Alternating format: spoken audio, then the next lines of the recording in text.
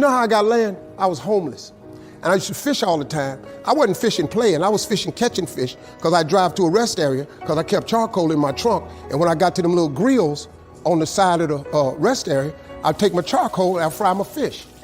But I was always fishing somewhere illegally because I ain't own no lake or nothing. And I catch a string of bass, probably get 6, 7 on there. Hey, what are you doing over here?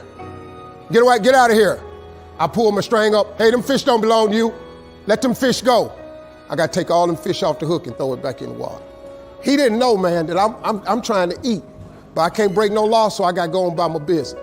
So first thing I said, I told God, I said, when I get me some money, I'm going to buy me a piece of land. Because I just want a piece of land where can't nobody run me off. I just want something I can stand on. This here piece belonged to me. So this how I did it. I was reading something one day, and I said, man, how much land is on earth? So I looked it up. It's a little over 36 billion acres of land on earth. At the time, it was between 5 and 6 billion people on earth. It's a little over 8 billion now. So I did a little hood math.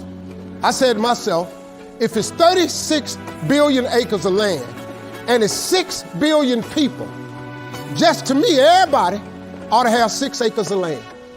There's a scripture my mom used to tell me about all the time. She said, you have not because you ask not. So guess what I started asking for? 6 acres of land. Just wanted 6. So I messed around and got my first piece of money.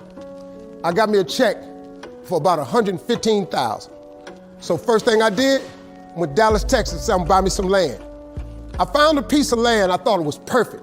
Had a fishing lake at the end of it, because I love to fish. I said, man, this piece I'm gonna buy right here. Let me talk to somebody. I was with a real estate agent. I said, how much is this? He said, it's $250,000. I can't afford this. I said, I got about 115. He said, I don't think you're gonna be able to get it for that, but I'll make a call. So he called the guy. The guy said he would take 115 now and I could pay him the rest later. And before I did it, I said, hey man, let me ask you something. How much land is that? He said, oh, that's 6 acres. It was 6 acres. I got ready to sign it up. The real estate agent said, Mr. Harvey, before you sign that, I want you to think about it. I want to show you something else. So he took me over to this dude's house. I never met this guy. He came outside, he's a hillbilly. He's just country. You know, I was a little nervous. Me and hillbillies we don't normally work that good together.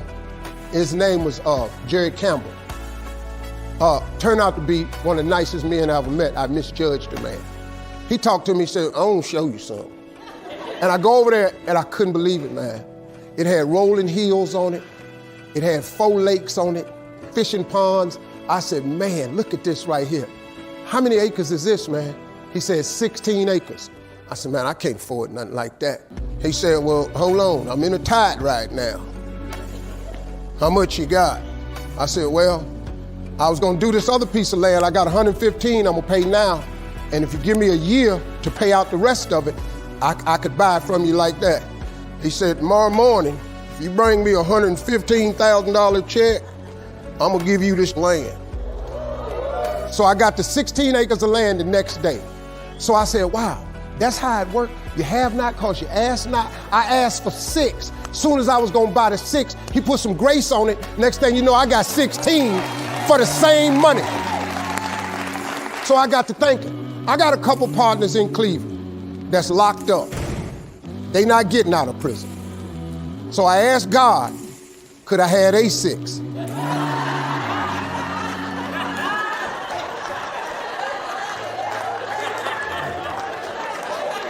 They not getting out. They got 6 coming. Hey, Lord, can I have a 6? So you know what he did? Some land opened up next to it. I bought 18 more acres. I bought it. So I went back up to Cleveland. I was hanging out one day. My boys was on the corner. I told them, I said, look, man, I can't hang out on corners no more. I'm trying to get my TV career started. Oh, you done changed, man. This what's happening. So now you done got this little money. You done forgot where you from. I said, okay, hey, Lord, can I have a 6 too? So I see right now. Yeah, I see what's happening right there. They ain't finna go nowhere. So I kept asking for everybody I thought wasn't gonna ask for their 6. I asked for their 6. I ended up owning almost 300 acres of land in Denton County, Texas. But I just kept on, man. Just kept on with it. I just kept the faith. I kept believing. I kept asking him. I kept wanting. God got great life for you, man. But you're going to have to ask for it. And when you ask for it, you're going to have to believe it. After you believe it, you got to put your work in. Now, if you don't want to do the work that it takes to be successful, this man with his success, if you knew how hard he worked, if you knew the hours he put in, the hours his daddy put in, if you knew what it really took, it's daunting. It's days, man, where you go, whoa, what is this I'm trying to do? But you got to hang in there.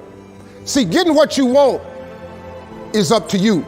How you get there, that's up to God. See, the problem with you is you're trying to figure out how to do something. Listen to this. The how-to ain't none of your business. The Bible don't tell you to figure nothing out. It say ask, believe, and receive.